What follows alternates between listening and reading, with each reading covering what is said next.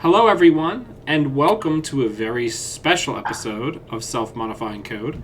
I am your host, Code Marvelous, and today I am joined by Jamie. Thank you very much for joining me, Jamie. Thank you for having me. Yeah, I'm happy to have you here, and you are a member of the Nisei team. And Yep. tell our viewers a little bit about what you do for Nisei. So I am the assistant rules manager, which basically means I have the engine in my head and try to get it out onto the document. I work very closely with Jade and the other rules team members, and this update had a whole lot of writing that I did.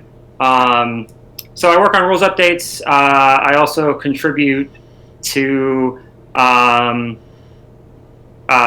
review. So when new cards are being developed, the rules team does a couple of passes at different points in the process to look at the abilities, raise any concerns that we might have about how they're going to work, try to catch any ambiguities and get the wordings right to match the style that we want to use and be clear.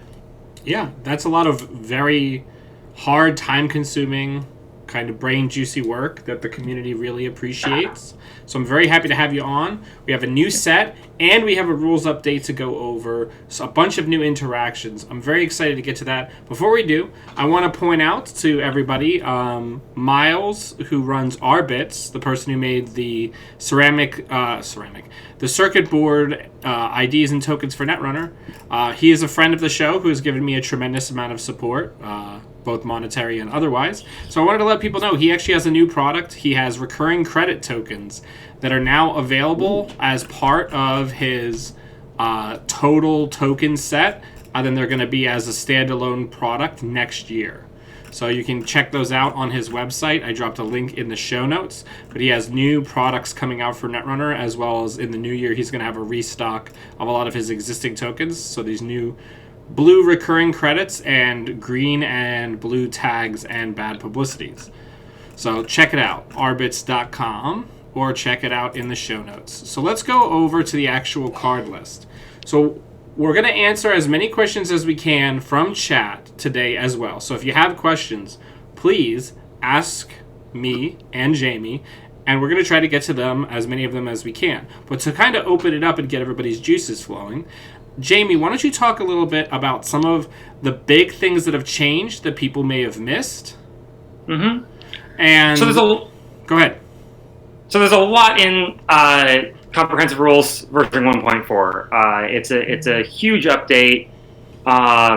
Just the changelog is 3 pages.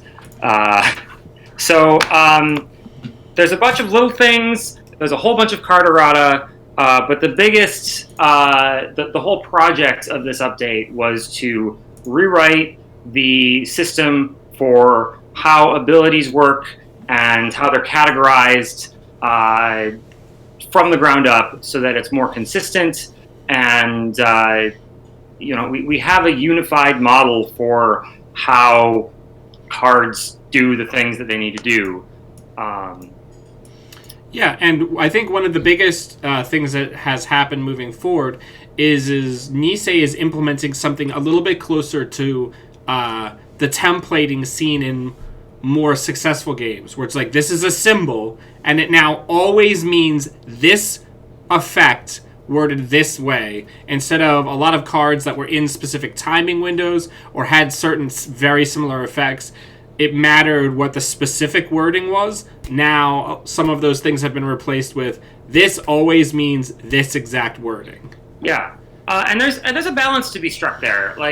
So on the one hand, we're dealing with 1,500 odd cards that were written by multiple different developers, I'm sure multiple different editors at FFG over time. And they're just not written very consistently. So you have things like the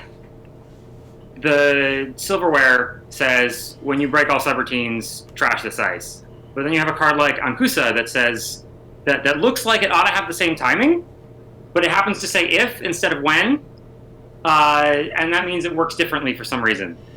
So we've gotten rid of that. Now we're classifying abilities based on what kind of thing they're trying to do and when they're trying to do it. And it's not just a guessing game of, okay, does this use the magic word that makes it the faster or the slower timing? There's just one timing. Sure. So let's talk about some of the cards in this new set that have some of those changed wordings. So I'm going to bring up just on the top of the list here, Project Vacheron. Yeah. It has the new interrupt Yep. symbol on it. Can you talk a little bit about what this symbol means? Absolutely. So we've had, since the beginning of the game, prevent and avoid abilities that basically change the way that some other effect is going to resolve. There have been several cards over time that have tried to work like that, but in the rules, there wasn't really a way to do that unless you could figure out a way to use the word prevent or the word avoid. So you have something like Disruptor back in Genesis Cycle that said, it really wanted to say, just set the trace strength to 0. But instead it had to say, prevent the trace and then start it again, and it was this whole complicated thing. So this new symbol that we have made with help from the graphic design team, who are all great, is for interrupt timing. And that is just a generalization of prevent and avoid abilities. So what it means is, when something is imminent, it's about to resolve, there is an interrupt window where players can trigger prevent and avoid abilities and abilities with the interrupt symbol. Those all have, that's all one class of ability that you can trigger before something resolves and change what it's going to do. Right. So in Vacheron's case, if you added it to your score area and then used a normal conditional ability to add the counters, well, it wouldn't be all that useful because the runner would have the 3 points until the counters get put on. And the game could immediately end. Right. Yeah. So the interrupt ability says, hang on, before you add it to your score area, let's change how that's going to work. And instead it goes on with the counters already on it. Right. And I think it's a really elegant... The card itself is an elegant design, but the way this templating allows it to work is it's very explicit and clear the timing of when this happens, whereas, we used to get a ping every couple days about, wait, does Film Critic beat this, or does this prevention effect beat this? What's the exact timing window? I like this. Yeah. And it also gives you the ability to create things like this agenda, which Absolutely has the caveat that it works even coming off of Film Critic, because it says added to score area from any location. Yep. It's really, there's really a lot of design space that's opened up just by having a clean way to talk about effects like this. Like, even in Downfall, we saw a couple of cards that really wanted the interrupt glyph, and so we worded them as best we could. We knew that we were going to be looking into doing something like the interrupt symbol back then, but we hadn't decided for sure on what it was. So, we wrote Class Act and Flip Switch with immediately before as the way they were written, but there wasn't really a framework in place to say, hey, this works like a prevent and avoid ability with that timing structure. Let's take a look. And now we have that. Yeah. Yeah, because I think that's a great example, because Flip Switch definitely looks like it's the kind of card that would have that type of an effect on it. Yeah, Flip Switch was tough when we were working on the wording of that. We tried to come up with a way to write it as a paid ability, but it just didn't feel like the timing was clear. So we ended up going with what you saw written on the card in Downfall. But now we've errated it, so it just says interrupt symbol, trash, set the trace strength to 0. Jamie, we have our first question from the audience. If 2 interrupt effects utilizing the glyph would happen at the same time, I assume this means 2, 1 for each player. Well, who decides the order of resolution? Yeah, so interrupts work the same way when you have an interrupt window that works the same way as the reaction windows that you trigger regular conditional abilities in. So if you have multiple things that could apply, you choose the order to do it. Active player applies theirs first, and then the inactive player gets to apply theirs. So the same way that you decide, okay, what order am I going to do my Paragon trigger, my DreamNet trigger, and whatever other successful run triggers, you decide, okay, this effect is imminent. I have this and this interrupt that are going to change what it does. I apply them in order. With the caveat that if you change what something does such that the next thing no longer applies, you can't do that thing anymore. That makes a ton of sense. So I have a question that I'm 99% sure on, but I just, while I have you here. So when this says you cannot use non-icebreaker cards to break subroutines, I'm assuming the Bioroid Ice themselves count as non-icebreaker cards, correct? Yes.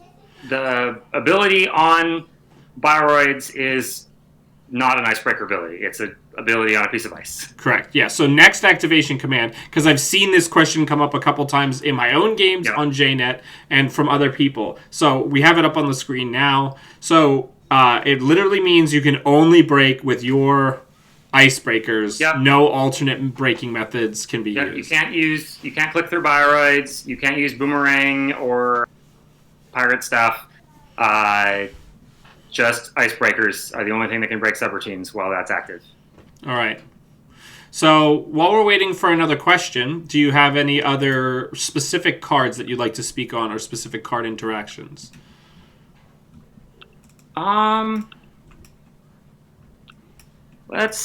me look at the errata list. Let's talk about Daily Business Show. Okay, let's talk about it. All right, I'll bring it up on the screen.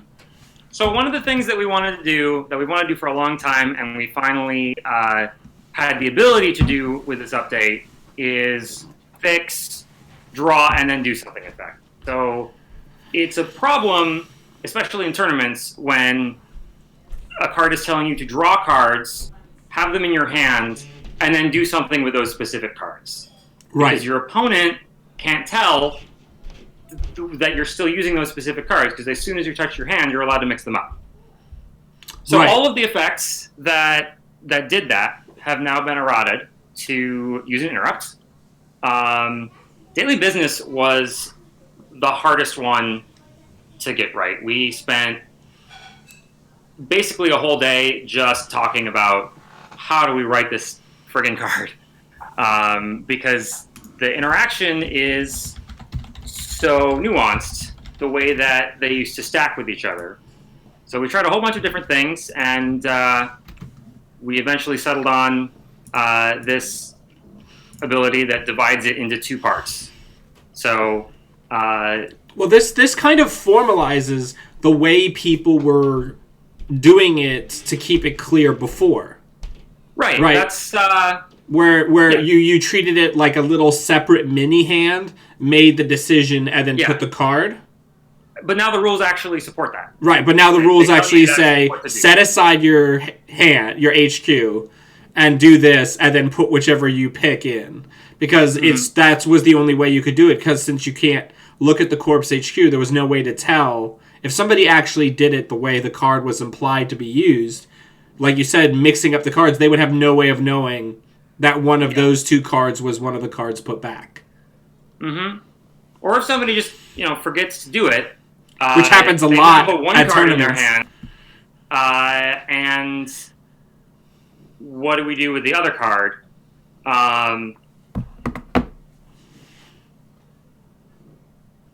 Yeah, I like it. It's very good, and it's much clearer from a timeline of how the card resolves. Mm-hmm.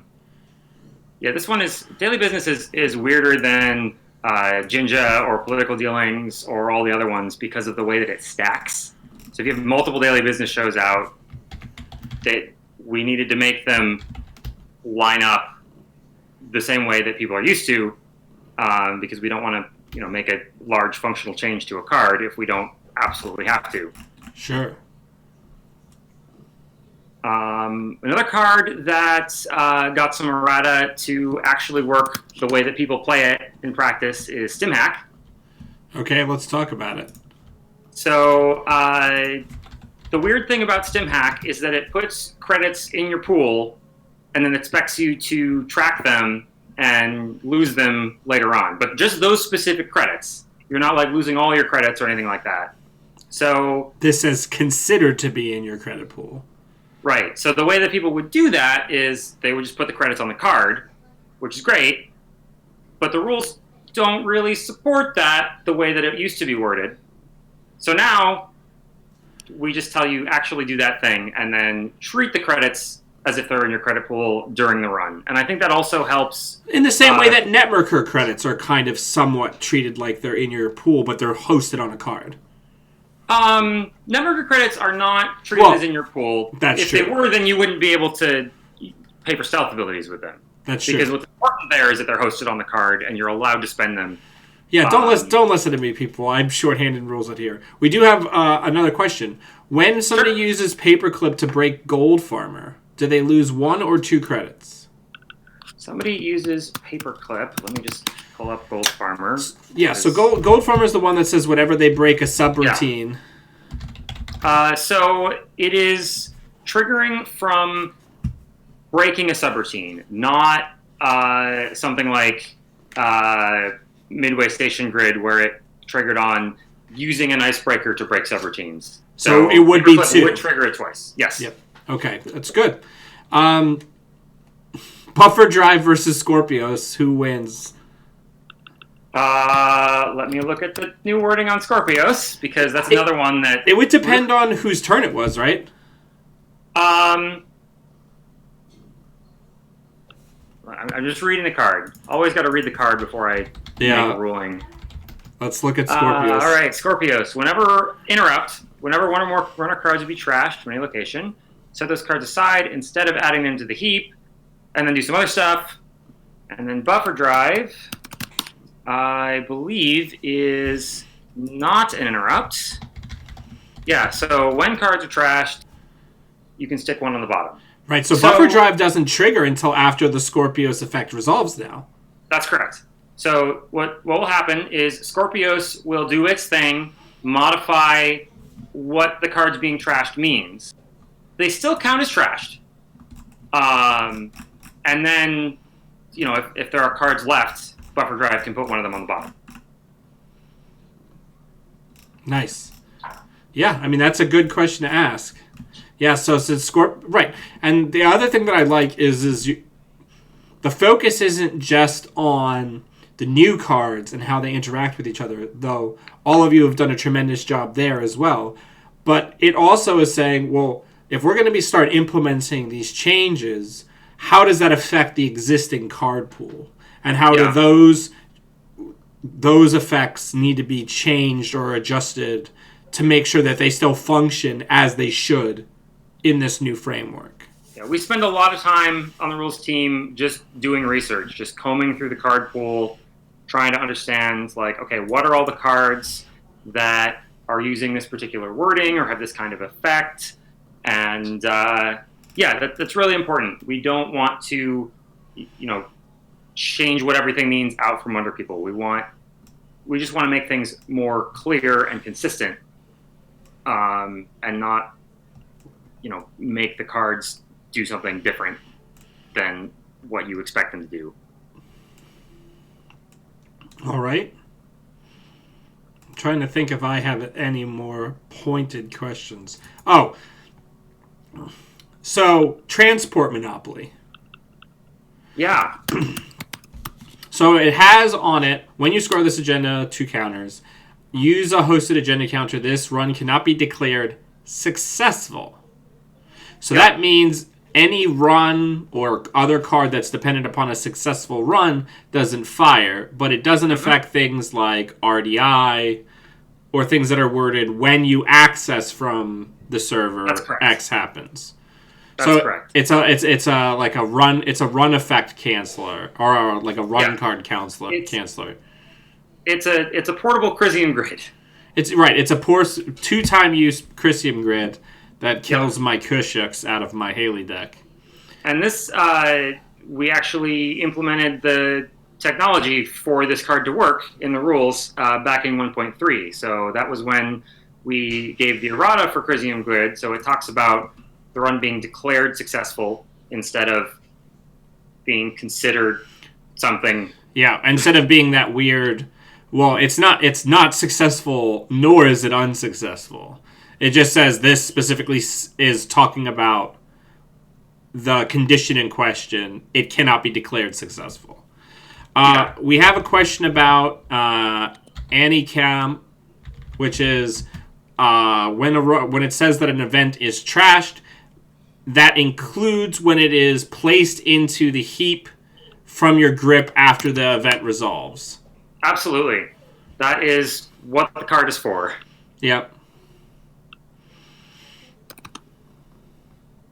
So we have a question about Prana Condenser versus Caldera.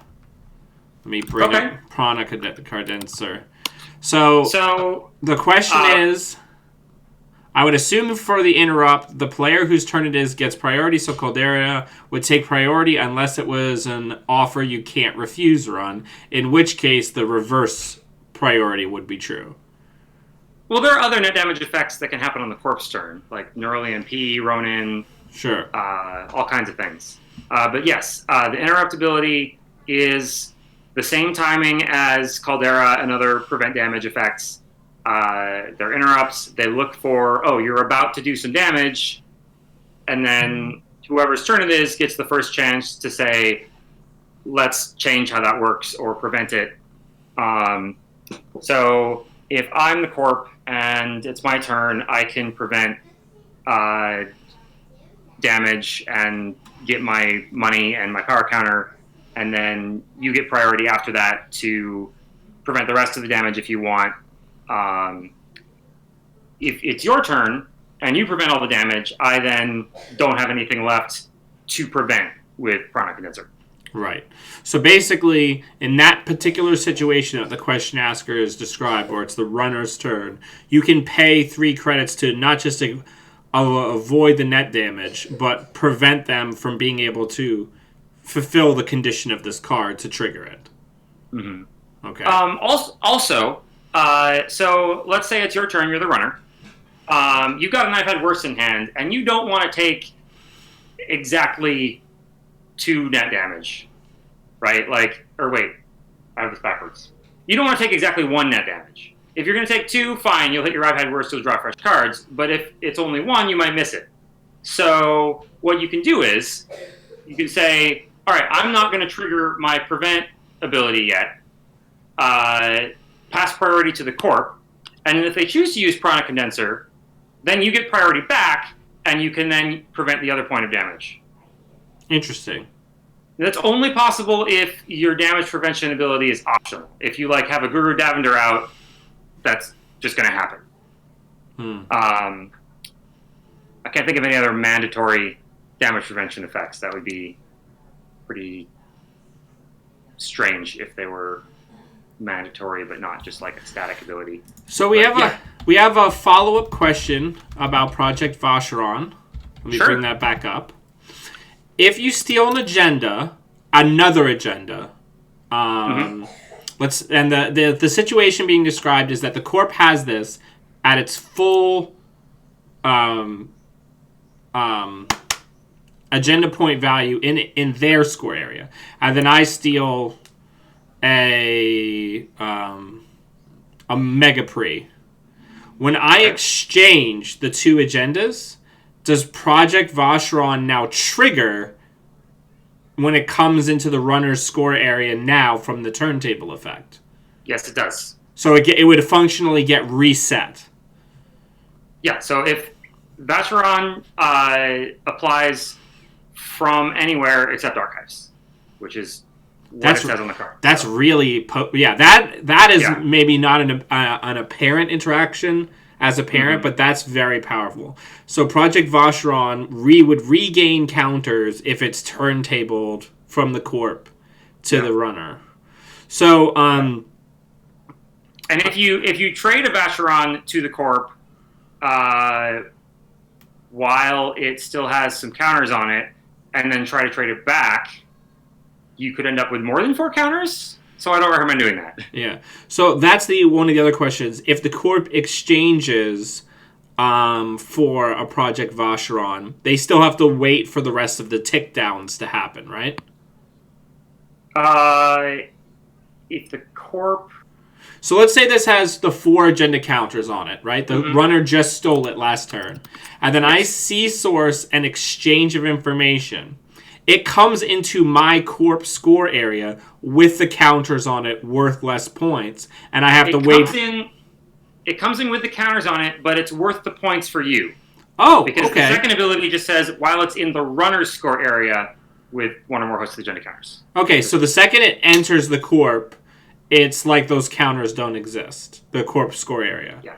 Well, they still exist. But like if for the runner tries to turntable it back, they're going to have 8 counters on it, and they're not going to be super happy about that. So. Yeah. Okay. Yeah, that's really interesting. And that also means that the way that this card is designed, it more or less will always function the way that it intends. The runner cannot cheaty face their way around the effects of this card. Yeah. Just about the only thing that beats it is Imp. Right. And then even then you're just gonna have to go get it later in order for it to be worth full points. Well, no, if you steal it from archives, the interrupt doesn't apply. No, that's what I mean, but you have to be able to get in and steal it from there. Yeah. Okay. That's nice. Yeah. So that's some nice clarifications there. Let me see if I have any other questions. That agenda is so good for Glacier. It's very good. Really cool agenda design. I like the card a lot. I have a question about the interaction of things like Bifrost Array. Ooh, fun. And Project Vacheron. There is no interaction between those 2 cards. Vacheron does not have a when scored ability. Okay, fair enough. But that's already come up on JNet. All right. Bifrost Array, your day will come outside of combo. I know it. All right. Bifrost Array's place to shine is NAPD format, I think. That's true. When you can run it with like AstroScript and stuff, or whatever's legal. Oh my gosh! Could you imagine if there was a format in which you could take other factions' agendas? Yeah, it's called Draft. Yeah, it's called Draft. Yeah, how use these Project Atlases and these Astros things. Yeah. Atlas and Project agendas like that wouldn't work too well with Bifrost Array because they don't have the counters on them anymore. That's true. I'm trying to think what else I have.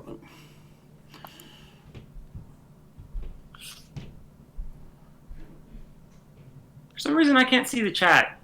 It's not happening for me. Some of the questions are coming in on YouTube. Oh, okay. I'm just looking at Twitch. So Pauly's Cafe, it doesn't specifically say this. I'm 99% sure, but I just want the clarification. You can host more than one card on this at a time, yes? Absolutely. Yeah, okay. Yeah, the 2 abilities are not connected. You just, click to put a thing down, just like Personal Workshop or the Supplier used to let you. Oh, actually, I do have a question about whether the interaction of Devil Charm and Chisel. So I assume since I'm the active player, I could choose the order of things that would trigger on encounter with the ice. So I could use Devil's Charm first to bring it down to strength 0 potentially, and then Chisel would check to see if it was at 0 strength and trash it. That sounds right. Yeah. Just wanted to wait for the text of Chisel to load so I could read it. But yes, that is correct. Okay, yeah. So some nice support here for our parasite replacements. Yeah. All right. I like Chisel. I would like to get a deck together that like actually makes it work better than I have been able to so far. Yeah. Let me think of any other ones that I have.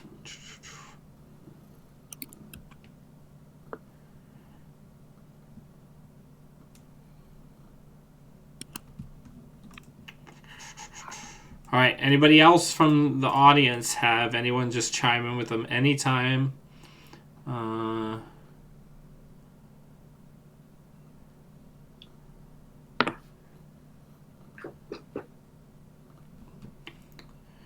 I feel like there should be more questions about the Jinteki cards, but I feel like they're surprisingly clear. Well,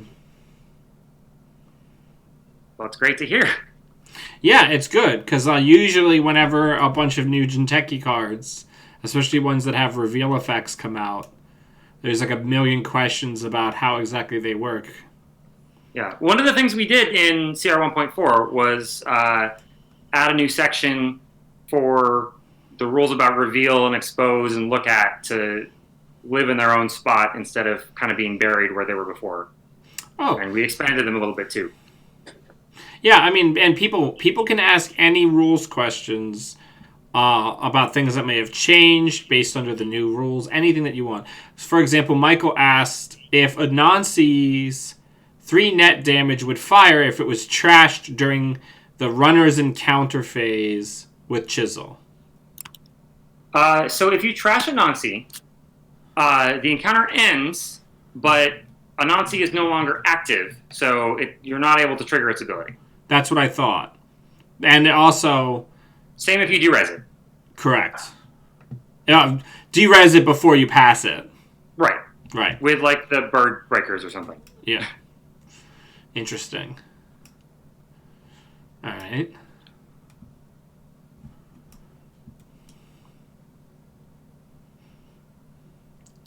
There's so many interesting card interactions.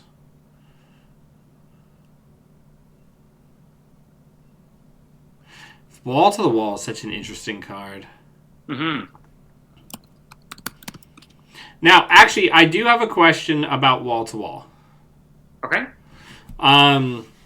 It has a when your turn begins effect. Does that fire before your mandatory draw or after? Before. Okay. Yeah.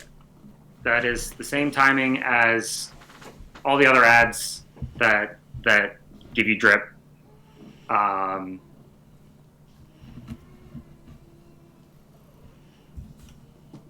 All right.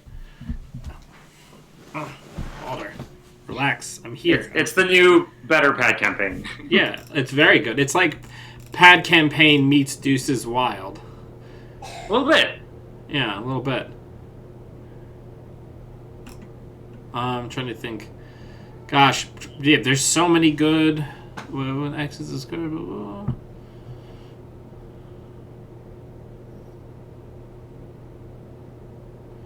Yeah, Ganked is surprisingly powerful Ganked card with Anansi. I learned on JNet earlier this week. Oh wow, yeah. Ganked is just one of my favorite designs. I'm just really excited to play with that card. I haven't gotten to yet because my first deck idea didn't really work with it, but.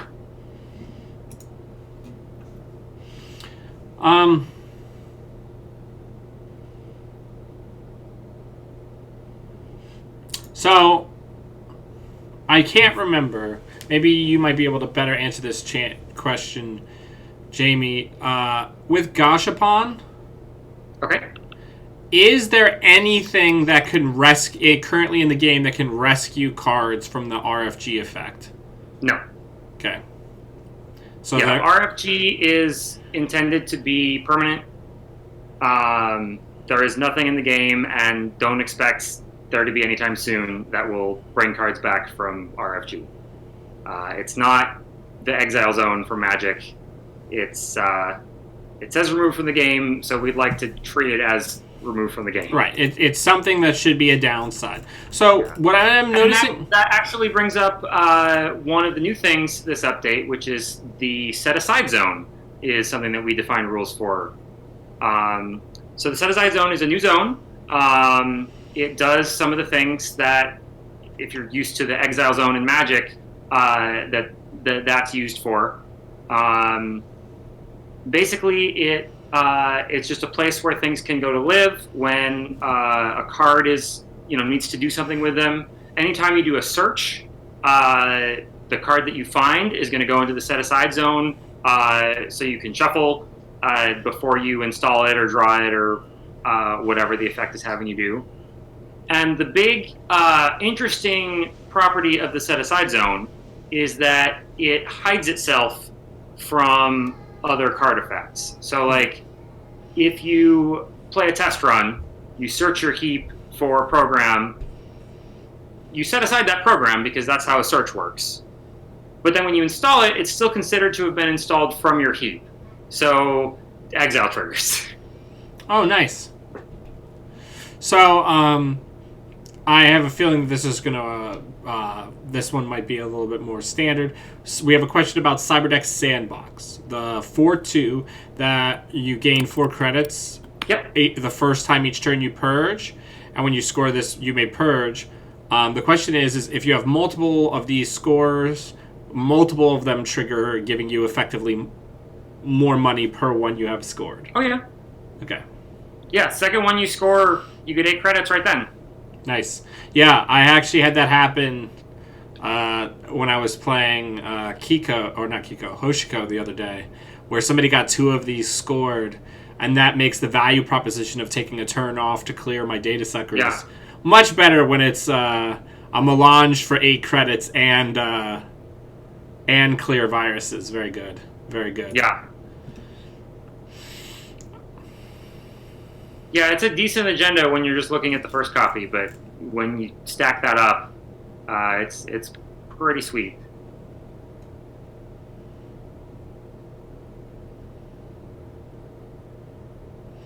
All right, so let me see if I have any other ones. I have a question. Let me see if this is the card.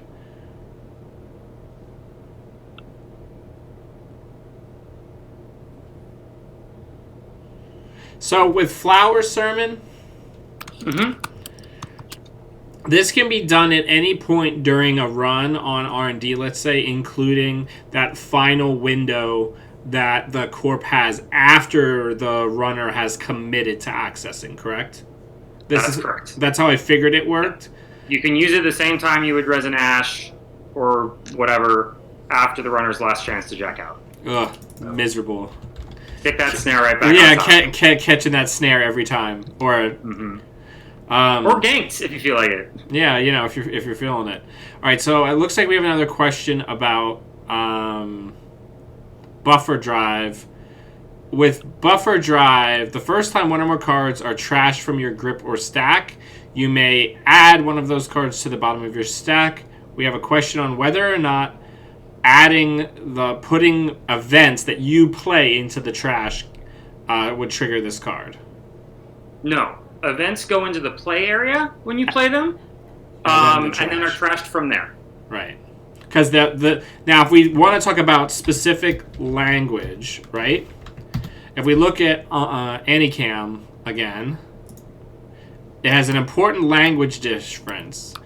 It says from any location because in this case, it's anticipating that events not just are going to be trashed by damage potentially, but also that they're going to be trashed from the play area. Yeah, and that the from any location is just reminder text. So something that doesn't say where it's looking for something to be trashed from works wherever it's coming from. But buffer drive specifically says from your gripper stack. Right. So that's most of those triggers are going to either be something like a patchwork, but most of the effects that are going to be doing that are going to be corp effects that are going to be causing buffer drive to trigger, or max. Yeah, max, damage, patchwork, breach dome, because it mills you. Yeah. I also appreciate, I know that you didn't necessarily have a hand in this, but I love that this art is actually like evocative of the main chip out of the core set, the neutral chip out of the very first core set of Netrunner. Like, it has that same kind of feel to the art, and that kind of like throwback just is very exciting to me. Neutral chip out of... I don't actually know what card you're talking about. Give me 1 second. In the original core set, let me go down. There was Akamatsu Mem chip, and there was Access to Global Sec, which is not a chip. Oh no, I'm sorry. It must have come later. The big 3 cost, 1 memory, 1 link chip. Dyson Mem chip. That was in the revised core set. Yeah, the Dyson Mem chip, like the buffer drive, like the art style feels like similar and evocative to that, and I like that because I liked the art on that old card. All right. Yeah, it feels very like concrete. It's a hard hardware. Yeah. So we have a question about I've Had Worse. Excellent. So if I put the question is does buffer drive interrupt anything resolving with something like I've Had Worse? If I get hit with a net damage and it hits I've Had Worse and I use the ability of buffer drive to put it back on the bottom, does the 3 draw still fire? It does not. Okay. So I've Had Worse triggers from your heap, because that is the logical place that something is going to end up when it's trashed. So the rule that says when can abilities work if they're not in the play area says if it only works from this spot, then it works in that spot. And the only way under normal rules for a discarded being trash trigger to work is from your discard pile. So right. If I've Had Worse leaves your discard pile, the ability's not active anymore. Okay. So you can, of course, trigger I've Had Worse first, draw your cards, and then use buffer drive to put it on the bottom. Okay. You just have to, do things in the right order. Okay. So, trying to think. Do we have any other cards that have text on them with regards to damage, or is I've Had Worse the only one we have? I've Had Worse is the only card that triggers from being trash to damage. That's what I mean. Like anything else that would interact with buffer drive in that same way. I don't think so.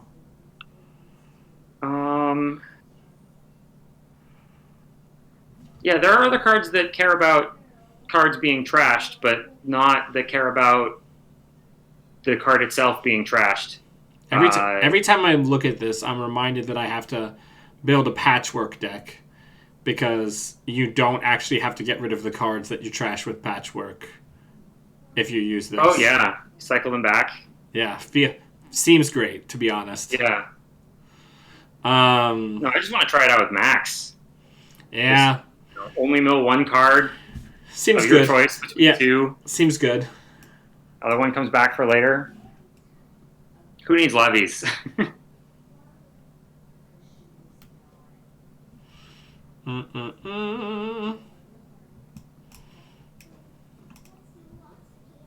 Trying to think if there's anything else.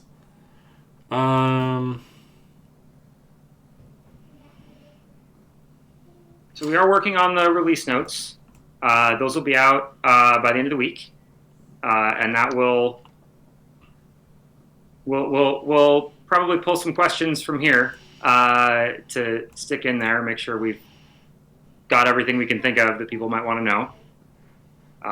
And it'll summarize the rules changes, talk about the main points there, and it'll go over all the new errata, which there's a lot of, but it's mostly just, cleaning up. Oh, these cards need to be interrupts now. This card kind of needs to be worded slightly differently to work the way everybody thinks it does. And yeah, we'll go through all of the Uprising cards. So we have a question about Tranquility Home Grid because of the peculiarities of it being a region. Sure. The question is, if there is a resed Tranquility Home Grid in the remote, and I play another Tranquility Home Grid into it to overwrite it, does the resed Tranquility Home Grid fire before it's overwritten? No. Because you have to choose to overwrite before the card can even enter the server, right? You trash other cards in the server before the new card is actually installed. Right, right, and especially with regions specifically, you have to choose to trash the existing region before the new one can even enter it. Okay. Yeah, regions, and if you want to stick another asset or agenda, and there's already an asset or agenda, all of that trashing happens is first before the thing installed. Right. Tranquility Home Grid's real good too.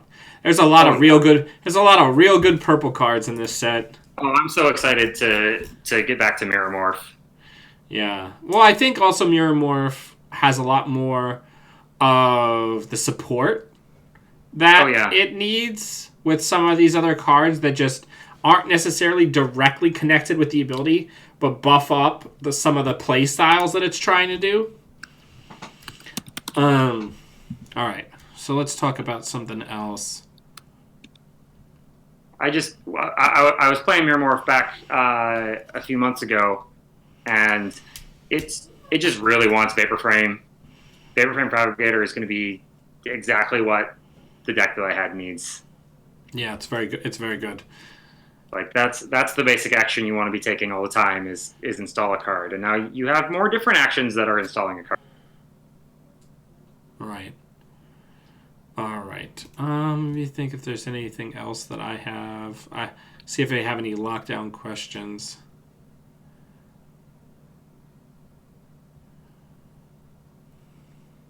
So I have a question about sync rerouting and the new lockdown mechanic adding additional costs with regards to preventing of costs. Because in the past, when you prevent a cost, you can no longer do the thing, right?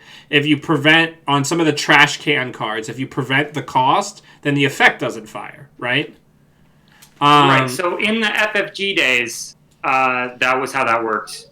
I believe in the first CR version, we changed that so you just can't prevent yourself from paying costs in the first place. Right. So with this, does this qualify? It says the runner must pay 4 credits or take 1 tag. So what if you're just Minder? You can't choose the take 1 tag option, or can you?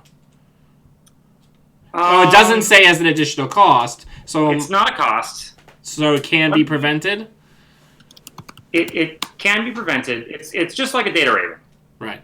Right. You must do A or B. So you have to choose an effect that's not impossible. You can't choose the 4 credits if you don't have 4 credits. Right, but you could pick just Minder and then the tag disappears into the ether. Yeah, you can pick the tag and then trigger an interrupt and avoid the tag. Right, and specifically the reason why I bring up just Minder is because it says whenever a run begins, so the run has begun and then the tag starts, because she specifies during a run. Yeah, it's different than additional costs to make the run, or... Yeah, because Earth Station 1... Both of them, it's not a cost, so you are allowed to prevent it, and in that it triggers after the run has started. Right. So the difference is with that lockdown, you could play Stim Hack, and then the 4 credits could come out of the Stim Hack. Whereas with Earth Station 1, since the 6 is an additional cost, that money must be in your pocket before the run begins. That's right. Okay. Yeah. Just these little nuance of wording things are things that newer people getting tripped up on. I've actually been teaching the game a fair bit recently in person. So, like, a lot of the nuances of the wording interactions is one of, I think, the mental challenges towards getting into this game with the card pool being as big as it is. Yeah. Yeah, and that's why we're trying to make the wording itself as clear as we can. Yeah, so many good ones. I have a question about Boomerang. I'm gonna just until more people have their own questions. I'm just gonna put my own questions in here. Yeah, go for it. I'm happy to take questions from you as much as from the audience. So with Boomerang, it's one copy can be shuffled back in per successful run, right? Mm-hmm. So if I have another one in the bin and the one that I just used to successfully make a run on HQ, let's say, I can pick one of those to put back, but I can't put both of them back. It's a copy, meaning That's right. Singular copy. Yeah. The reason it works like that is the game doesn't keep track of which copy is which, right? Like, we didn't want to have to write the rules such that it remembers the copy that you used in order for that boomerang to come whirling back around. Because that would be a more complicated rule than... It also makes the card less flexible and useful, because then if you have some sort of mechanic later, or just any effect that like cycles it back into the deck, and that specific one doesn't go back into the trash, then the effect can be wasted. Mm-hmm.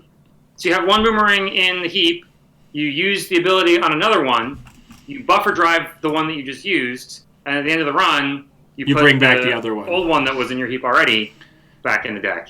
Yeah, and that's the thing that Jamie and I were discussing before we went live today, is that one of the things that is the most compelling to me about this set is that the cards are clear, but there's a lot of really interesting and kind of exciting interactions where cards interact with each other differently, which I really like in this set. Like, I'm using the Q loop in Haley to like pull programs out and then pull other programs out of my hand, and the boomerangs, and it just enables cycling in a way that you have to work much harder for, but gives you a lot different decision points for how your turn can unfold, instead of just hit Proco 3 times and install 2 things past turn. You know what I'm saying? Yeah, I've seen one of my local players has a Haley Q loop Brahmin, the new breakers that have better abilities the turn you install them. Yeah, you keep cycling them back and installing them for no clicks. Yeah, just using Simulchip as a scavenge. It's great. Yeah, it's really good. It's quite good. Trying to think. So, other questions. What do we have, people? I'm so glad Daily Cast was saved and it still has smoke on it. I haven't talked to anyone on the art team or the writing team about the card and like how the art description was determined and whatnot, but I can't imagine they even consider not having it involve smoke, because it's just like, that's iconic. So we have a question: if I Hippo Gold Farmer with Corroder, do I still lose the credits? So let's work through this. So you break the first subroutine. The trigger happens. You lose a credit. You break the second subroutine. Now both Hippo and Gold Farmer have met their trigger condition. Right? If it's your turn, you can trigger your Hippo first, trash the Gold Farmer, and then it's not active anymore, so the Corp can't trigger its ability. Okay. And if it's an offer you can't refuse run or something, they get to do that first, and then you can do it. Right. And the other thing, Akira, is that we already discussed, no matter what type of breaker mechanic you use, it's not based on you using how many times you use a break ability. It's just when the subs are broken, you pay 1 per sub. That is correct. If the runner clicks all 3 subs on tier but I blocked the last break with Tyr's hands. How many clicks do I get next turn? It's a great question. We were just talking about this yesterday in channel in Nisei. Tier is worded with a little bit of ambiguity. So the ruling is that let me actually get the wording so I explain it correctly. Yeah, the runner can spend a click to break any subroutine on this ice. Each time they do, increase your allotted clicks for next turn by 1. When it says each time they do, it's referring to spending the click. So if they activate the ability, they say, I'm spending this click to break it. It doesn't matter if they actually succeed in breaking it. You still get your extra click. Okay. And also, if you are going to use Hippo or something, you've already gotten your extra click before the ability resolves and the last subroutine is broken and they can trash it. Right, because it's checking as they're choosing to take that action. Yes. Right. So anytime you pay a cost, the game is going to do a checkpoint and see if abilities need to trigger before it resolves the ability that was associated with it. Nice. I like that. I haven't seen one fire for effect yet, but it is certainly a very powerful ice. It is an intense piece of ice. We have a question for Kayambe Grid. Are non-advanceable ice pieces with advancement counters on them considered advanced pieces of ice when calculating the cost? Yes. So an advanced piece of ice just means ice with an advancement token on it. It doesn't care whether you're normally allowed to put the counters there. If you got one, it Kayambe counts it. And Kayambe itself can put tokens on ice that can't normally be advanced. Thank you for the question, DJ. Tokay. Oh, this is a good one. This is a really interesting one. That's a good one. Tokay's AX asks, can Prana Condenser prevent the damage that the runner would take from stealing Obokata Protocol? No. So you can't prevent paying a cost. Okay.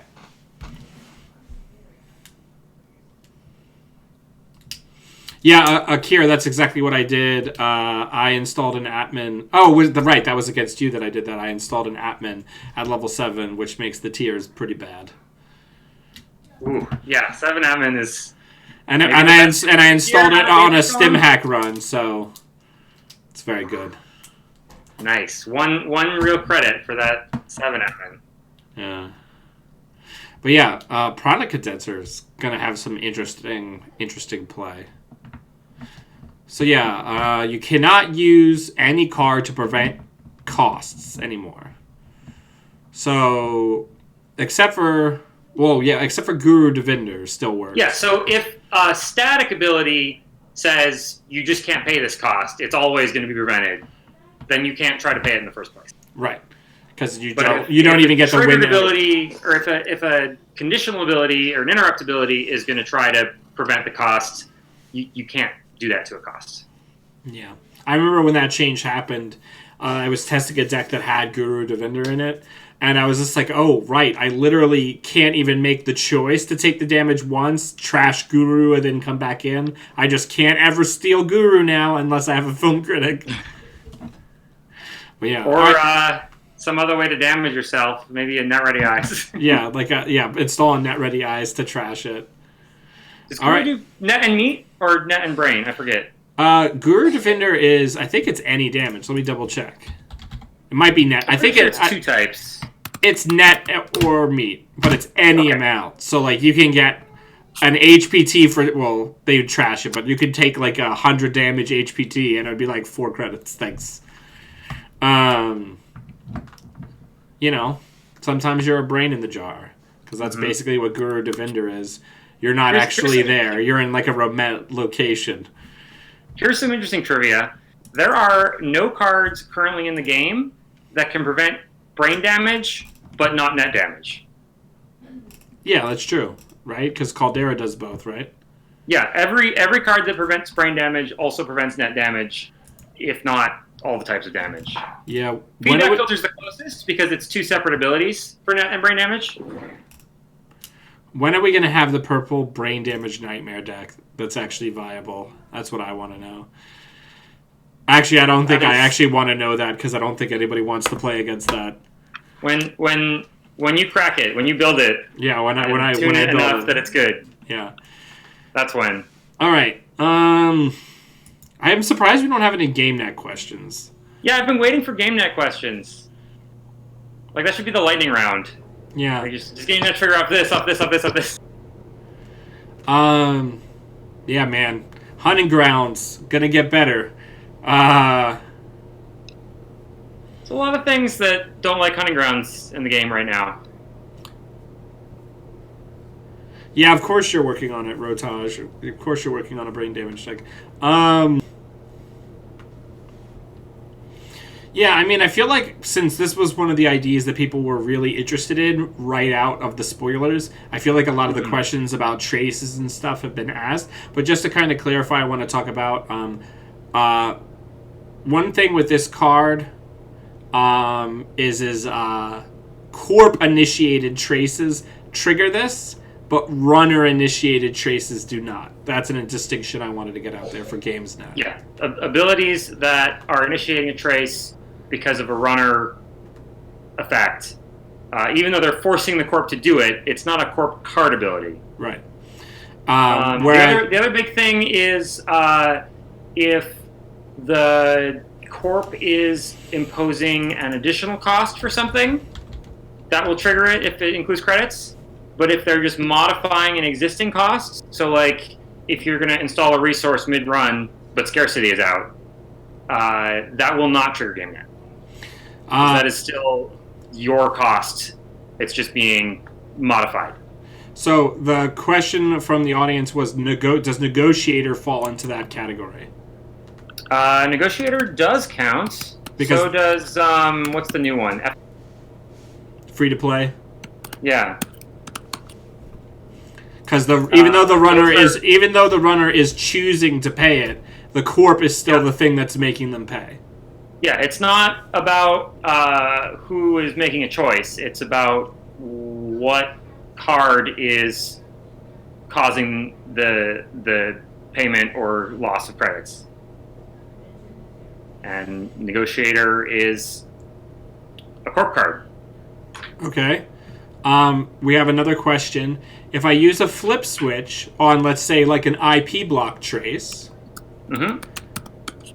does that get around GameNet's ability because I've now triggered a new trace with my card? Or since the origin is still a corp card, does it still count? It's still a corp effect. If you spend credits on the trace, it will still trigger GameNet. Okay. And the other unless you flip switch like a Nexus trace. Yeah, flip switch doesn't change the trace into a different trace. It just modifies the base trace strength. That makes sense. Yeah. All right. Talk to me. And Disruptor is now the same because we errated it. Let me double check that. Not that anyone plays Disruptor. Not that anybody plays Disruptor. And it's really unfortunate too because Disruptor is a rare piece of Adam Doyle art that's just not good. Like almost all of his cards are just like beautiful. Why is it unfortunate if the bad art is on a card that's not played? You mean as opposed to like Freelancer, which is like one of the most evocative pieces of art, and it's on a card that like hardly anybody ever played? That would be more unfortunate, yes. Yeah. Well, we have a question. Does MVT trigger the NBN identity? Paying a trash cost is something that the runner is allowed to do because of the rules of the game, not because of a card ability. Mamba Virtual Tour is just forcing you to do the thing that the game rules are allowing you to do. It's not, you're not paying the credits for a corp card effect. Right, it's just saying, hey, this is a mechanic that exists that you must engage if you can afford to. Neutralize threat.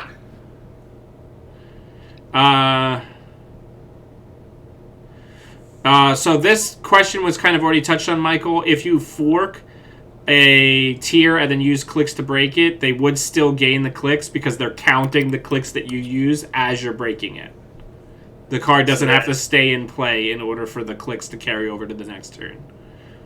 It's so the runner spends a click. The lingering effect that says Corp gets one extra click next turn happens, and then the break a subroutine happens. And then after the break a subroutine happens, Forked or Hippo or whatever can trash the ice.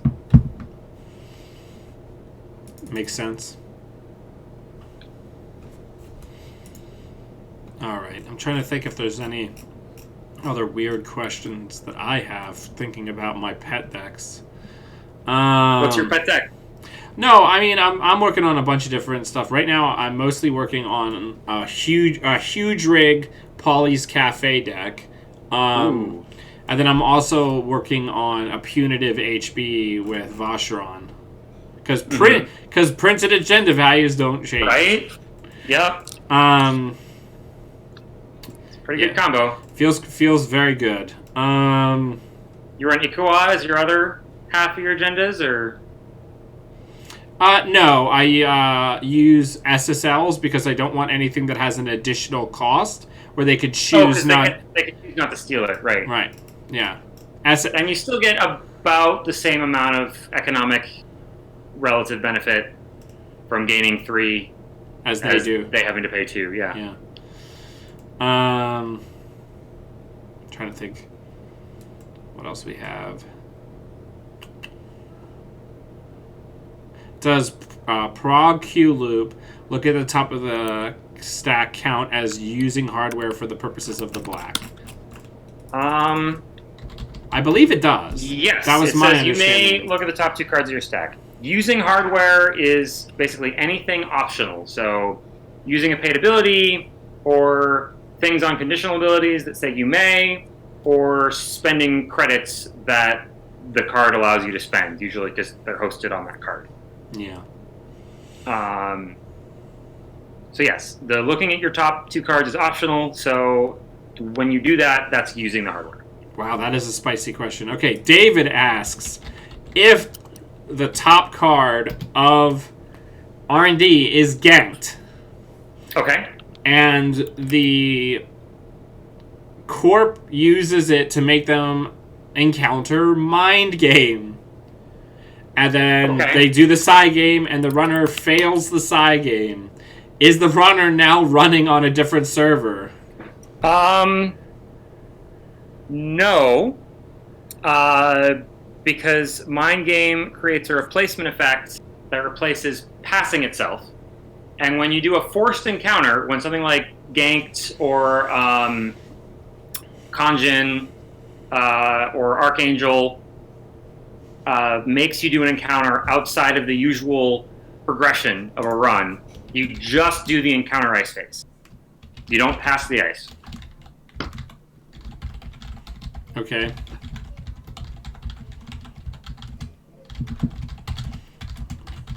One second.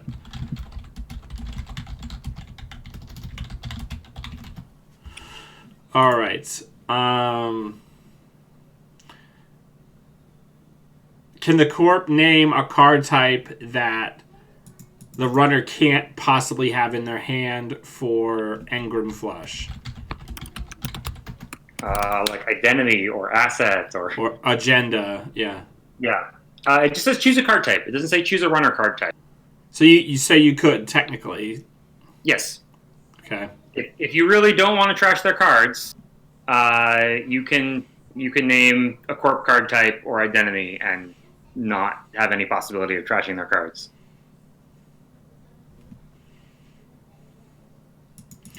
All right, so we have a question about how is that pronounced? Cordyceps? Cordyceps, I think. Nope, I spelled it wrong. Okay, let's try that again.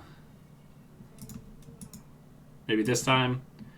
Okay, we're going to just go in. Cordyceps. Yeah. Oh, this one. Yeah, this one's fun. So are you able to see the question? No. Unless it's in... Oh, here it is. Okay. It's maybe more of a question from but if cordyceps is used to swap a border control onto that server, is there a window for the corp to end the run? So this cordyceps triggers when the run becomes successful. Normally, there is not another paid ability window after that point. We go straight into accessing cards, and then the run ends. But if something happens, such as you get ganked or hit Archangel or something, the encounter that's created will have a paid ability window in it. So if they're hitting you with Maker's Eye, the first card they access is ganked, you can stick them on the border control, make them break the subroutines, and then trash the border control after they break the subroutines. Interesting. And that will stop them accessing any more cards because then it's the run. Okay, But so in normal circumstances, no, you won't have an opportunity to use border control or any other, or Nisei, Mark II, or any other paid abilities. because you're already past that final window for most of them. Yeah, the last normal paid ability window is right after the runner's final chance to jack out as they're approaching the server. Right as they commit to accessing. Mm-hmm. So, here's a question: if the runner runs R&D, pops 6 turning wheel counters to access 4 cards, Yep. and hits the ganked and is thrown into Shiro, access the top card of R&D, resolves. That was a great question. How many cards do they access? Okay. So you got us. You found one of the places where there's still kind of a hole that's not really adequately addressed in the rulebook. So the ruling from whichever one of the FFG developers it was about this still stands. And that ruling says you can't access a server in the middle of accessing that same server. So what happens is the access R&D again from Shiro is waiting for you to finish the regular access. So you finish the encounter with Shiro, you're done accessing ganks because the corp trashed it. You go on, you access your other cards from your original access. Then the access that's been waiting gets to happen again, and because Turning Wheel gives you extra accesses for the remainder of the run, you access the top 4 cards of R&D again. Oh, wow. Interesting. So if you're trashing cards along the way on that first run, you could potentially access a number of additional fresh cards. Yeah. I don't especially recommend... I don't think that's going to come up... Yeah, I don't think that's going to come up very often. Yeah, but it is a good question because that is something where if that came up in the tournament, I would have no idea what to say. Like like I said, that is a fairly obscure ruling. It's one of the pieces that we know we need to address because it's not the only way that you can be told to access while you're in the middle of accessing, but it's one of the ways. And yeah, we just haven't had time to really integrate that into the proper rules yet. So look for that sometime in a future comprehensive rules update. Sounds good.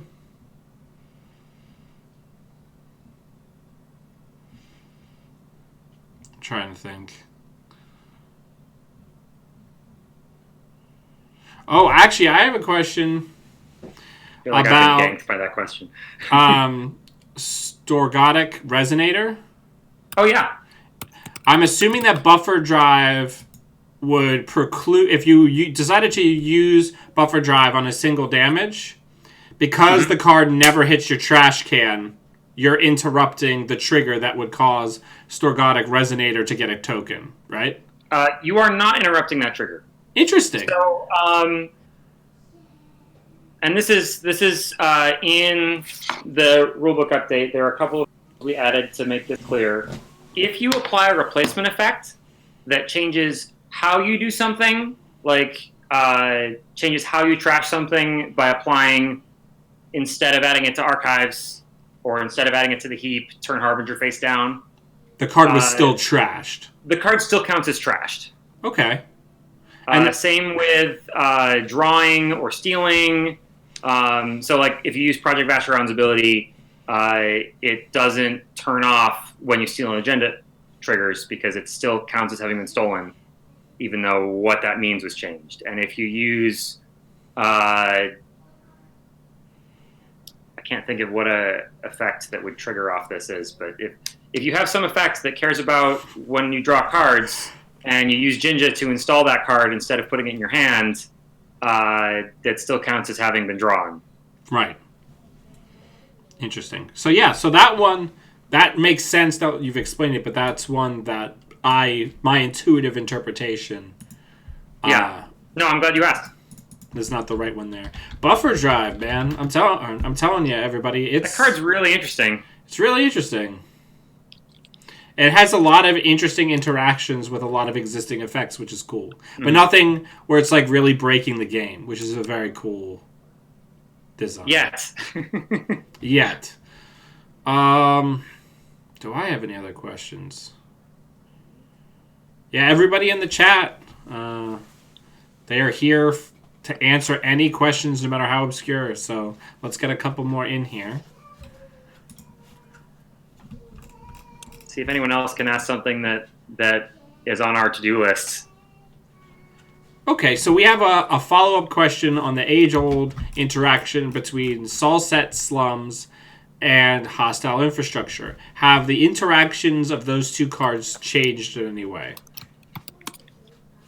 With the latest update, I don't think so. But it depends on compared to when you are asking. So ever since Solset Slums got errata, way back in FFG, FAQ, NetRunnerDB says it's version 4.1, which is a while ago now. Solset Slums works like, the timing-wise, it works like Imp and those effects that give you something else you can do at the time you would trash cards, but it doesn't trash the card. It's pay the trash cost to remove that card from the game. Right, so it doesn't trigger hostile infrastructure because you are not trashing the card. Yeah. Okay. So it's staying with the long time interpretation of the card. I don't believe anything we did this update has changed anything about that interaction.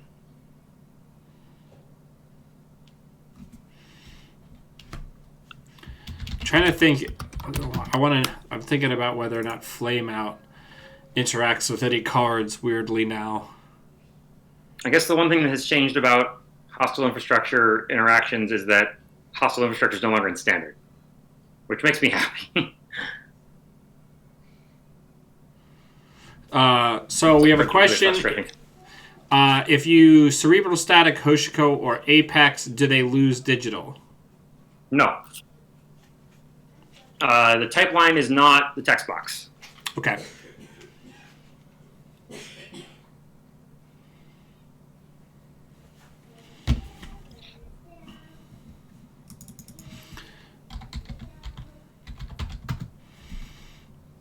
Oh, no, right. Yep, I can't search that way. Okay. Let's bring up Simulchip. Mm-hmm. So if no installed programs have been trashed this turn, you must trash one installed program as an additional cost to use this hardware. I'm assuming this is... I'm 99% sure on this, but this isn't like Scavenge used to be. There doesn't have to be anything in your trash for you to be able... Actually, there does. So the no change in game state rule is still around. So it is on our to-do list to investigate what things about that rule are important, and we would like to remove or simplify that rule for a lot of cases. Some of the work from that we started to do with this update, in that we have rules now explaining specifically for interrupts, Right. when those abilities are relevant, like when it makes sense to trigger an interrupt before something. So if you're about to take damage, it doesn't make sense to trigger Fall Guy.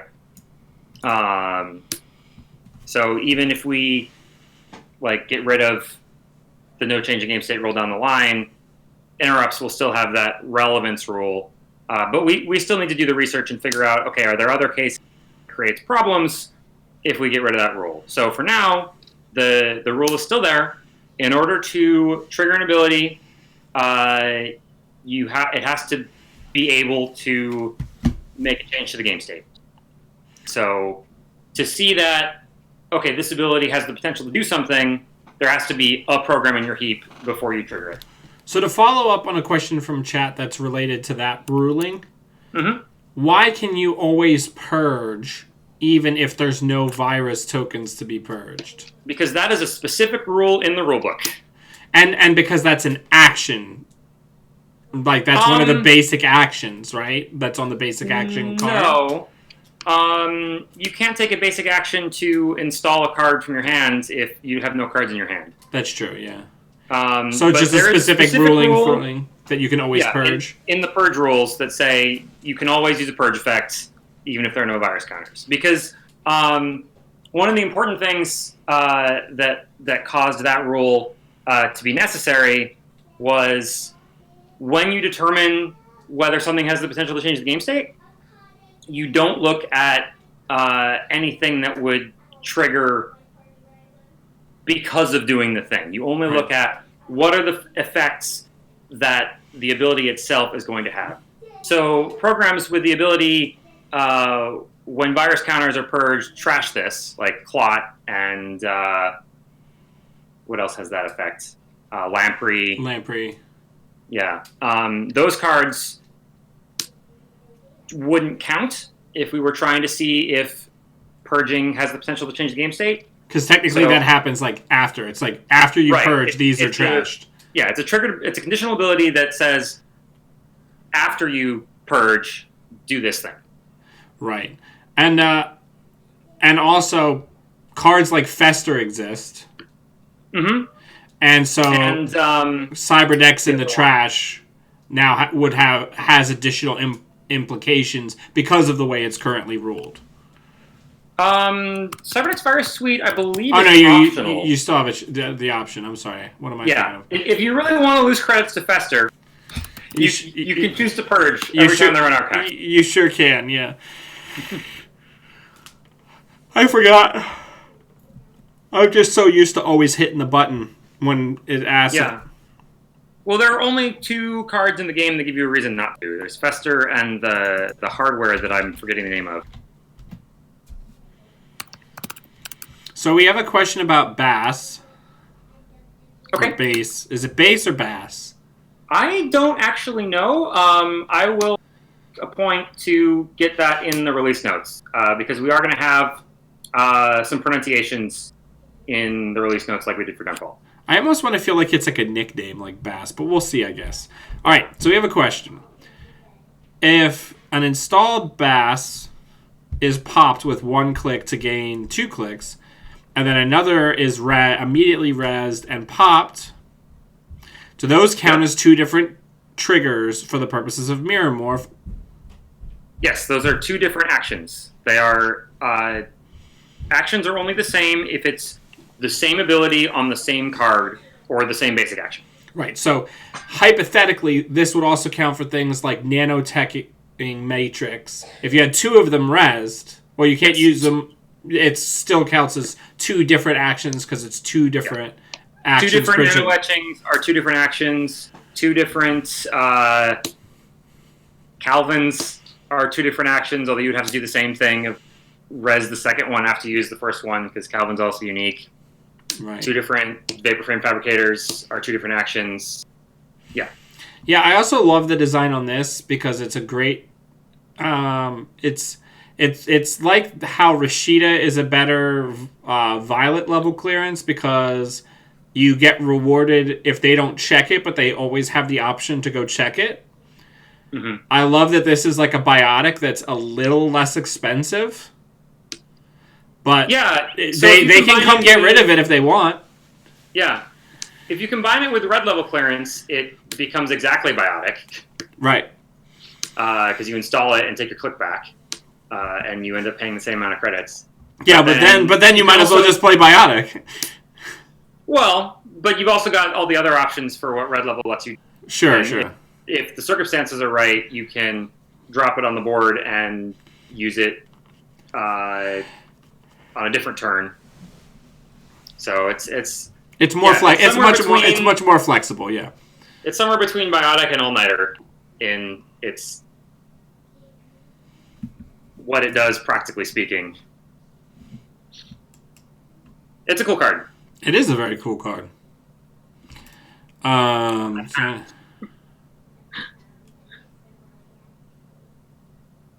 love the flavor text on base. Yeah, it's very good. There's a lot of really good world building in this one too. Yeah, I'm really excited to get more story stuff from the creative team.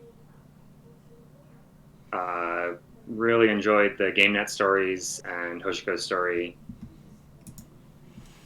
I haven't read the Gachapon story yet. I gotta make some time for that. Yeah, there's a lot of really good stuff this time.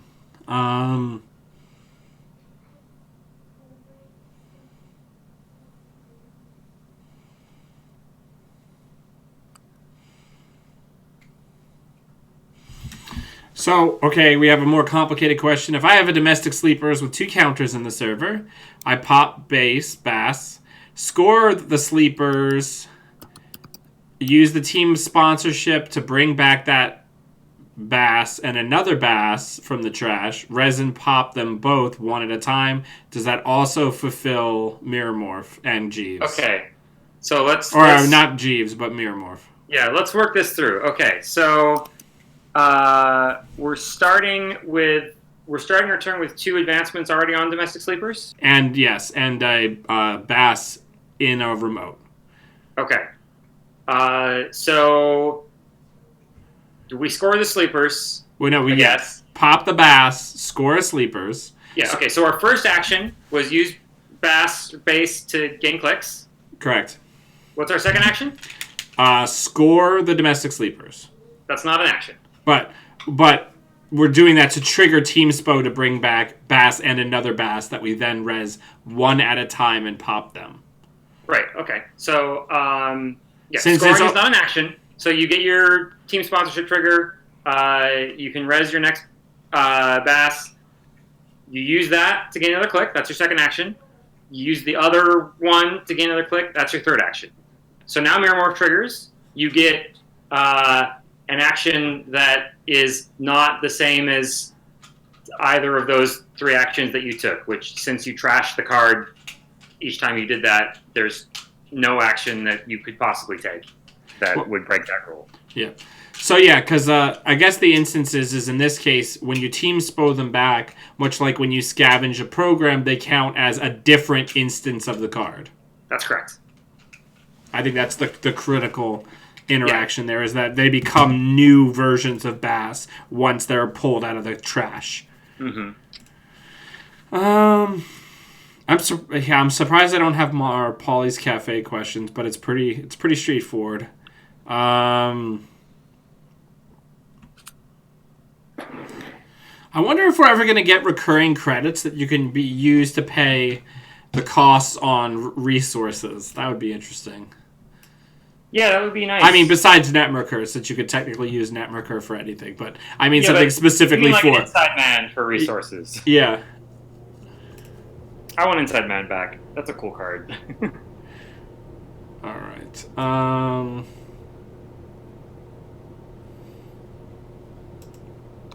Trying to think if we've got anything else.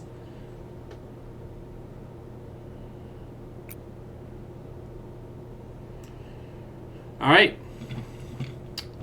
me see if any other questions come through.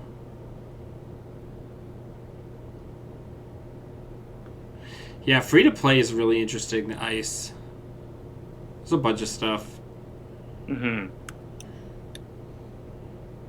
Acme needed some love with all its bread and butter ice rotating.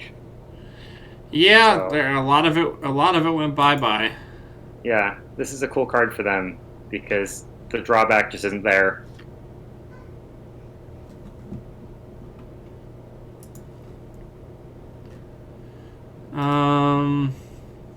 Let's see if I have any questions.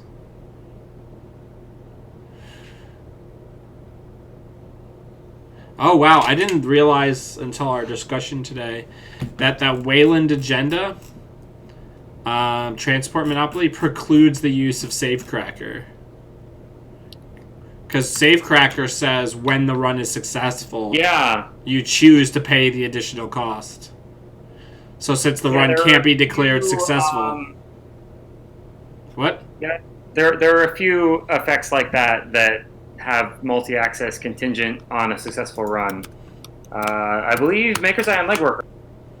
Also that. But yes, they say if successful, which now means the same thing on every card instead of whatever vague thing it used to mean. Right, instead of how it was specifically worded on each card. Yeah. Because Kushuk differed from those cards in that the access is technically like a different type of access. Yeah, things are much clearer now. Yeah, I was just thinking about the timing of if successful effects. The old rules had them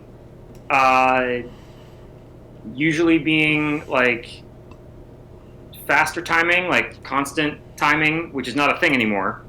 So now if successful just means when the run that we were just talking about becomes successful, or after the run we were just talking about becomes successful, do this thing, which can mean do a thing right now, or create a replacement effect that's going to modify access, or whatever else it's going to do.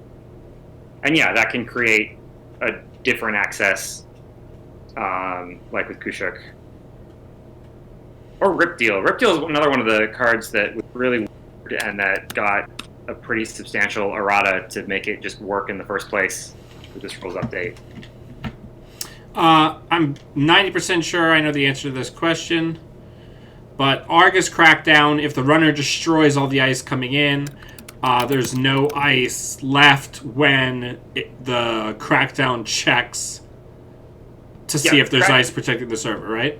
Crackdown checks when the run becomes successful. Not when the run's initiated, right? Yeah, if you trash all the ice before the run is successful, then you won't take any damage.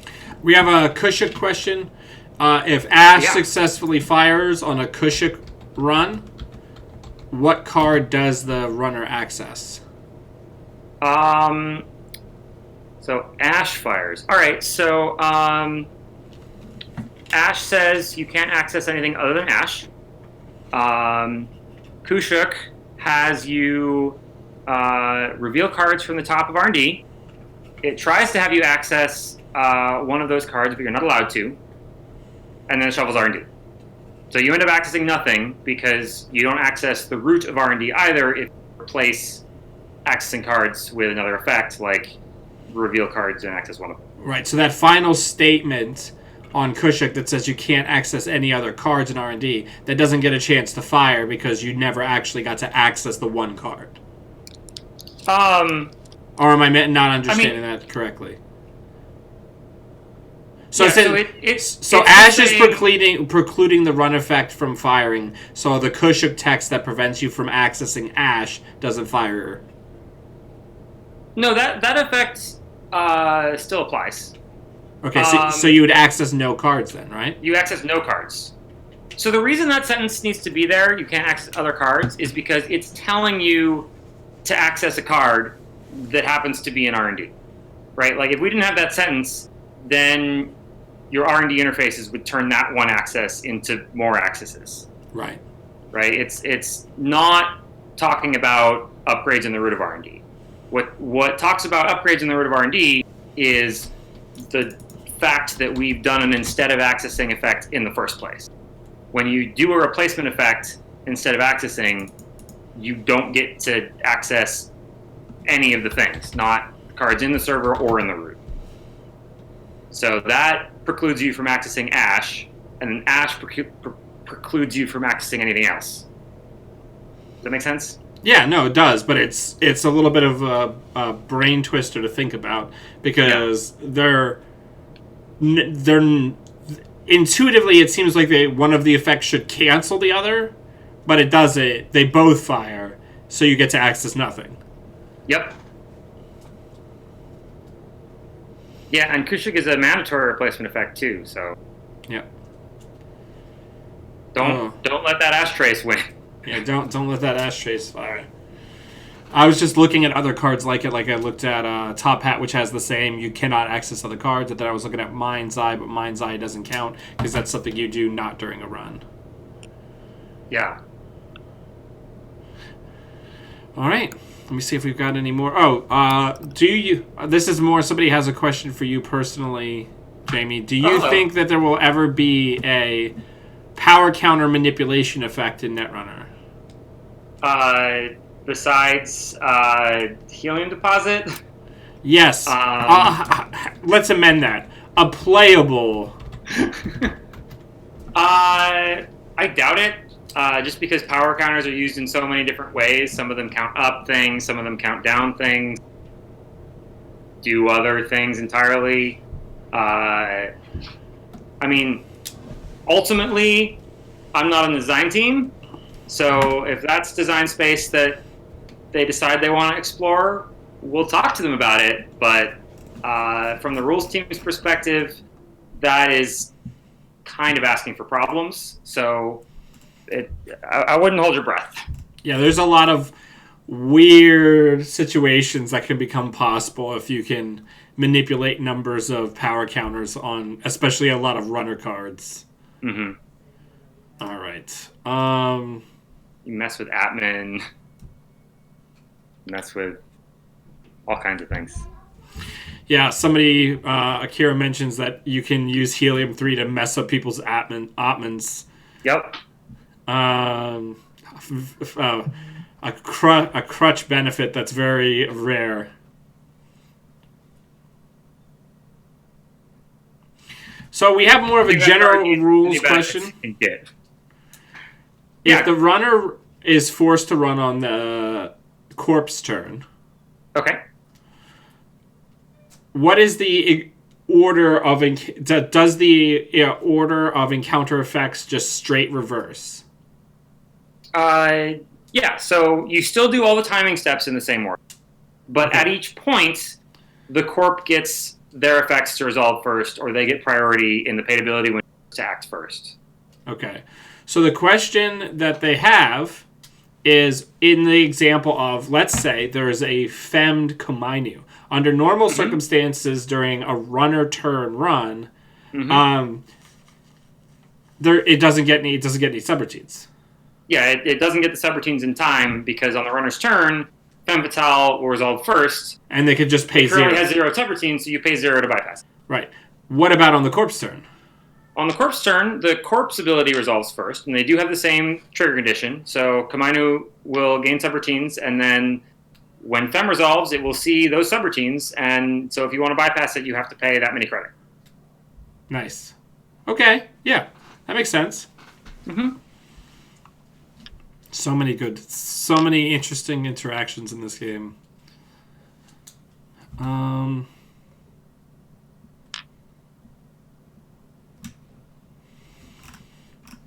right, let me see. The design team just had to save Cerebral Overrider. They just had to save. Had to save what? I'm just griping about Cerebral Overrider because I hate Mushin Cerebral Overrider. I mean, we can talk about Mushin. Mushin, I think, has some history of being controversial, but I think Cerebral Overrider is just a really important card for the game. No, I agree. It's specifically, This is just me bringing in my own gripes. The Mushin decks, it's like, did you pick the right card this time? No? Okay. Well, that time it was the agenda. Well, labyrinthine, Yeah. the big agenda that doesn't let you jack out rotated. So Yeah, no, that deck was the worst. I had to put bank jobs in all my decks. that deck was hilarious. I was judging the Gen Con tournament where it kind of made its biggest splash. I think it got second place. And I was just, oh, wow. It's running all of these cards that nobody ever plays and doing this amazing, terrible combo thing. It was beautiful. Yeah, I remember one time when Andre from Metropole Grid was testing it after that tournament. I decided to start testing. I didn't know that he was playing it, but I had decided to start testing. I had like a Pitchfork Haley that had one bank job, so I could use it as a way of avoiding accessing cards. Yeah. And I happened to get sorted against him while he was trying to test that, and I put the bank job down after he had already advanced the Cerebral like 11 times. And he was just like, oof, feels bad. I'm like, yeah, get out of here with that nonsense. Yeah. All right, let's see if we've got anything. I play a lot of Apex, so it's like, okay, well, you're going to blow up my stack of face downs, but you're not going to advance that Cerebral enough to actually kill me before I, like, find some agendas. Yeah, some gendies. Oh, man. I think... Oh, wow. I'm trying to think if I have any other ones. I think maybe one more personally. Balder, stop. What are you doing? All right. Any other questions from the chat? Because I think I ate up all of mine. Do you have any other interactions that you think are notable, Jamie? Other things are notable. Well, for the Eternal players out there, OP asked us to remove the power shutdown errata this update, so that combo is back. Okay. What else have we got?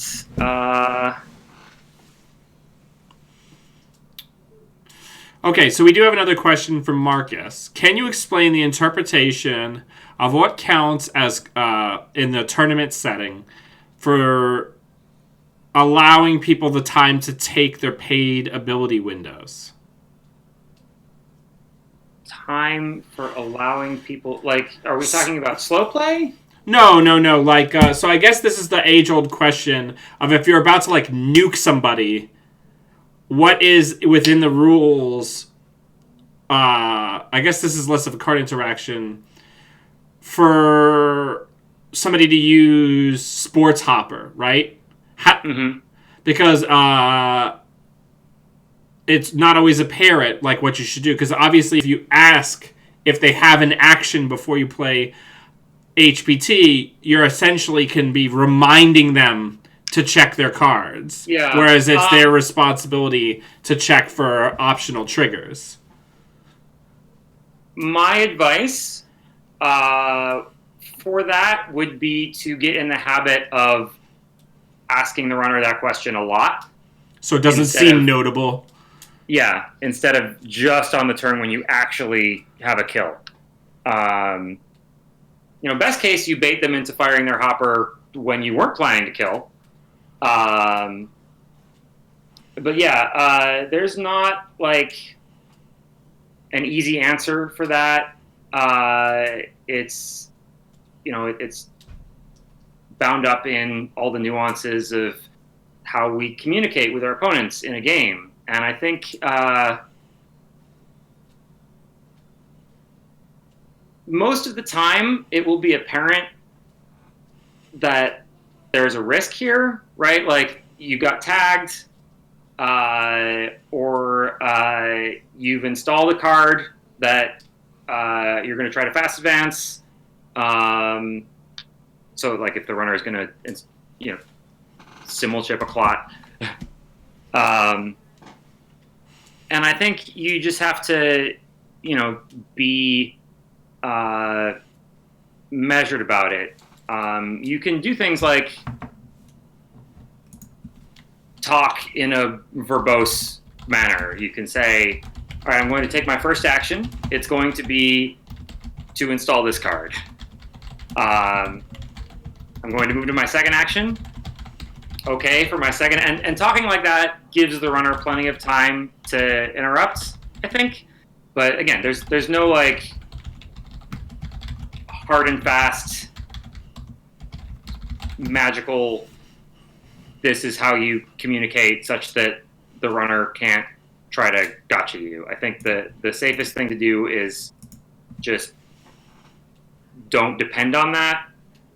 Be in the habit of Asking all the time if you need to catch them.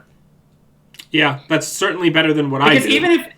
Even if they're like worried about an HPT or something, like they've got to make that decision, right? It's not a surefire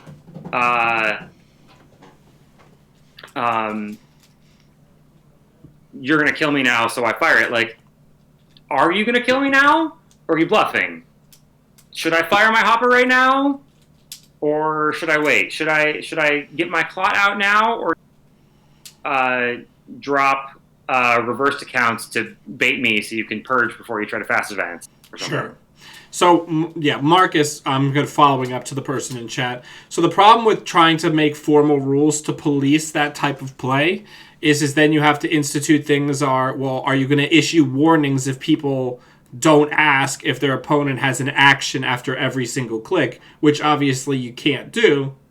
So unfortunately, it's not something that can have a formal rule like that because it's something that too many people would miss too often to make it a formal thing where, you have to ask. Yeah. Shortcuts are really important. Like, you can't play a game without shortcuts. You can't go through every single priority pass verbally talking because it would take 2 hours to play a single game. Right. And you need to play 2 games in 65 minutes. Right. Yeah, but what you're describing, Jamie, that is a lot better than what I normally do, which is usually I forget to ask for actions the entire rest of the game when it doesn't matter. So then on the turn when I want to do something like punitive somebody or what have you, I have to just pause and look at them for like 10 seconds and count out 10 Mississippi in my head after my turn starts, and then I say, okay, play punitive, Yeah. They're like, but my bankroll! Yeah, and I'm like, nope, sorry. Because I just like look at them for 10 seconds. Yeah.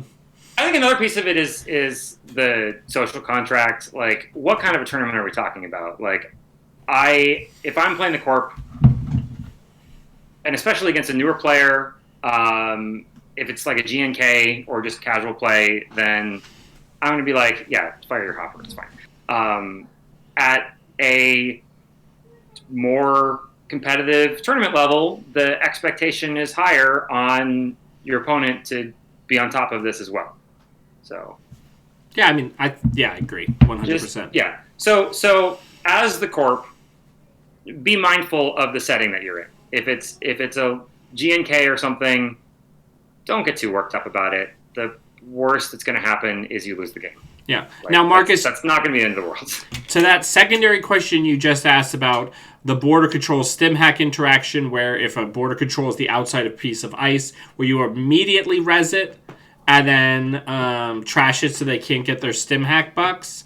Again, that's a tough one because if you just rapid fire do it, that's going to probably lead to a lot of dissatisfaction and maybe a judge call. So I would say just use your better judgment, pause for a long time, or if you have been asking, just ask them if they have any thing that they want to do before they approach the first ice. And if they say no, then fire away. I think that is a case where you can get away with asking the question in a way that doesn't totally give away what you're doing. You'd be like, you ask them, so do we go to my priority in the approach phase? And if they say yes, that's what you have. You now have priority. You can res and fire border control, or you can res and use some weird upgrade or something. signal jamming. Yeah, I think that's a good. That's probably the best way to handle it. Yeah. But yeah, they don't necessarily know what you're going to do with priority, so they might still get got. Yeah. Now, Jamie, before I forget, because we haven't touched on this yet, if someone, maybe a person just playing a casual game at their kitchen table, or a judge who's running a tournament who has a question that they don't feel confident answering themselves, what's the best way for people to get in contact with the rules team? So we have a Twitter account, Nisei Rules. I need to remember if there is an underscore. So NISEI_RULES, Nisei Rules. We can't promise that we'll answer your questions Speedily. right then and there in the tournament, but we try to reply as promptly as we are able. We also have an email, rules@nisei.net. So you're welcome to send us questions that way as well. My advice, though, would be just take your time about it. Reread the cards. Check, the most up-to-date text on NetRunnerDB, especially if they're cards that do weird timing things, because likely we've done some updating to make those more clear. And then, the CR is there. Release notes for Downfall and Uprising are there, or will be there by the end of the week. So there are resources. We have a question about simulchip. Can simulchip be used to reset a program if there's no other programs in the trash? No. So we talked about this a little bit ago. So the rule that says you can't use an ability unless it has the potential to change the game state, the upshot of that in this case is there has to be a program that the game sees that simulchip could let you install before you pay the cost. But then you could pay the cost and then use the one that you paid the cost as the bringback. Yeah, once you actually use the ability, you don't have to target the one that was there when you started to. You can bring back the program that you just trashed. Okay. But there does have to be a program in the trash. Right. So it has a ruling similar to Scavenge. Yes. Yes. Is there a player reference for the cards that have had the interrupt token added to them that people can access? That have had what added to them? So somebody is asking if there's a list somewhere of cards that have had the interrupt token added to them. So there's section 11 of the rulebook. Okay, I'm going to bring that up real quick. Errata. It's not ordered by that, but you can search through the list of errata for the interrupt symbol. You should also be able to do just a NetRunnerDB search. Yeah. I think. And what's the code for the interrupt symbol? Let me see if this works. It is brackets interrupts, close bracket. There are currently 28 cards, it looks like, including the 2 in Uprising that were first printed with the symbol, which will not be in the errata list because they've never not had the symbol. It's just the one bracket, right? Yeah, square bracket, interrupt, close bracket. You might have to put it in quotes. Apparently, you do have to put it in quotes.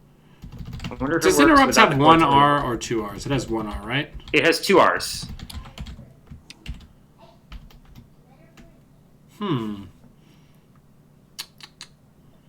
Looks like so. For me, I can just do x:interrupts. Just search for the word interrupt in the text, and it will bring up 28 cards. Or I can put it in quotes and brackets. Okay. All right. That works. But So yeah, you can do x:interrupt. yeah, you can review the errata directly in the rulebook, or you can search Netrunner DB. Yeah. Perfect. Yeah, and the interrupt token really does help. So we have more of a nuanced question of how this symbol came to be.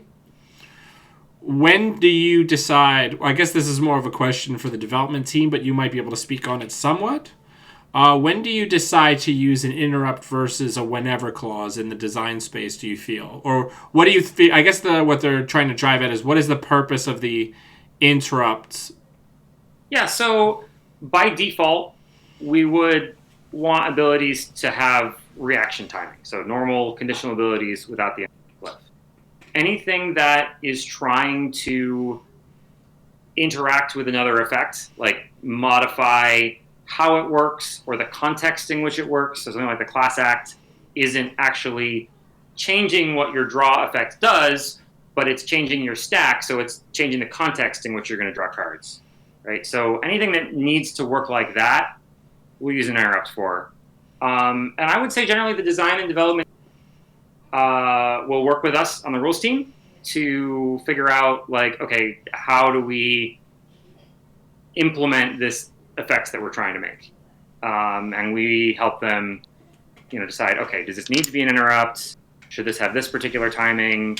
Does it matter if it triggers when the run is successful versus when you approach the server versus whatever other thing? Those kinds of questions are things that we think about. And, we don't always make the decision, but we try to give design and development the information they need about what are the implications of various options. Yeah, I think that's good. Well, Jamie, thank you so much for taking time out to hang out with us and answer some of our questions. I really appreciate it. Great to be here. And everybody, I know some other questions are probably going to kind of bubble to the surface as we think about them and as people engage the set more. So if you have any additional questions, please put them in the comments on the show notes on YouTube or on Twitch. I will forward them along, or you can also shoot me an email at codemarvelous@gmail.com, or go on Twitter or reach out to Nisei_rules, and we'll get them sorted for you as best we can. Yeah, any comments, any questions that we get this week, we are going to be making our best effort to include everything that we can in the release notes. We're actively putting them together over the course of this week, and unless we've just finished in the process of putting it out, we'll try to get your questions covered in there. Perfect. And I also just personally want to say thank you to you and the rest of the rules team, because it's a tremendous amount of work doing this type of rules management for a card game with as many timing windows and interactions and cards in the card pool as Netrunner. So I know the community really appreciates the work that all of you do. Thank you. All right, everybody. We are going to say goodbye for today. And until I see all of you beautiful Netrunner humans again, always be running.